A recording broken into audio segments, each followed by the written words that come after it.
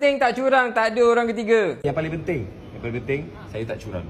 Saya tak ada orang lain, saya tak ada sesiapa saja. Saya hanya ada dia dan anak saya je. Okay? Curang tak ada, tapi dakwaan mengatakan you membuat kasar terhadap isteri daripada kekasaran terhadap isteri. Ni apa pula tiba-tiba ada dakwaan kekasaran reporter ni, biar betul. Bagaimana tu? Mana saya buat kasar? Ada dakwaan mengatakan Itu dakwa tak baik. Buktikanlah sampai benda-benda macam tu. Ya weh, siapa yang buat dakwaan ni main sedap petik je kan. Korang ni agak-agak lah pun main sebut je. Aku tengok brother ni punyalah sweet. Kau tengok ni. Nak beritahu yang saya dekat sini sebab saya nak selamatkan rumah tangga saya. Saya sayangkan isteri saya sangat-sangat. Saya sayang anak saya. Saya tak nak apa-apa jadi sebenarnya. Apa yang jadi hari ni, kenapa ada kat sini, saya letak semuanya atas salah saya sendiri. Dan saya mohon pada semua orang, okey, kalau netizen mana-mana tengok, tolong, saya mohon tolong jangan tulis apa-apa yang tak elok pada isteri saya. Tolong jangan kecam dia penat kerja, dia stres apa semua, and saya faham.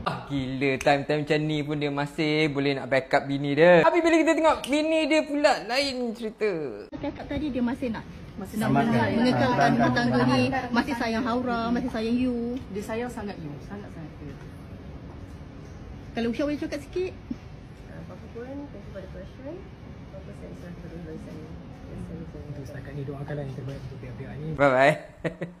Bye-bye. Macam kesian pun ada lah tengok abang ni. Okay. Saya nak selamatkanlah apa yang tu.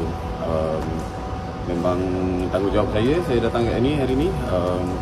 Macam hari tu tak dapat datang sebab saya ada masalah sikit. Saya kerja, jadi hari ni saya datang untuk menjalankan tanggungjawab sebagai seorang suami, seorang ayah. InsyaAllah, doa baik-baik je, okey? Ya weh, dalam dia punya gelak ketawa dia nampak lah dia punya sedih dia tu. Sorry. Kamal ada komunikasi dengan Kasha. Ada komunikasi dengan Kasha kat sebelah datang nanti. Lalui lawyer je boleh. Dia tak bagi, dia adalah sorry. Sekatan yang dilakukan. Masih di blok. Setengah orang akan kata benda dah jadi bubur kan, nasi dah jadi nasi dah jadi bubur, nak buat macam mana benda dah jadi. Sekarang nak berkomunikasi pun nak kena pakai lawyer dan segala bagai. Ada beberapa roadblock Ada beberapa roadblock yang susah nak sampai. Itulah, so terpaksa kita hanya surat menyurat je. Ada macam zaman dulu kan. Tapi mungkin saya hantar pakai burung lepas ni. Kami fokus nak selamatkan rumah tangga lagi Amal. Ya, saya nervous sebenarnya. Saya tak pernah sampai tempat macam ni. Jadi saya tengah nak overcome dia ni.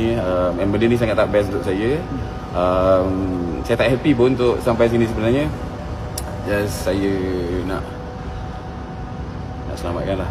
Hari ni Kamal datang dengan Ini memang akan jadi teladan untuk kita lah. Kita pun boleh mencontohi, boleh tengok bila orang kena hujan macam ni, kita pun boleh ambil pengajaran lah. Sedih weh bila tengok macam ni. Dia gaya macam dia sayang lah kat wife dia, kat family dia dan segala. Dah, tapi faham lah perempuan mengajuk ke semua.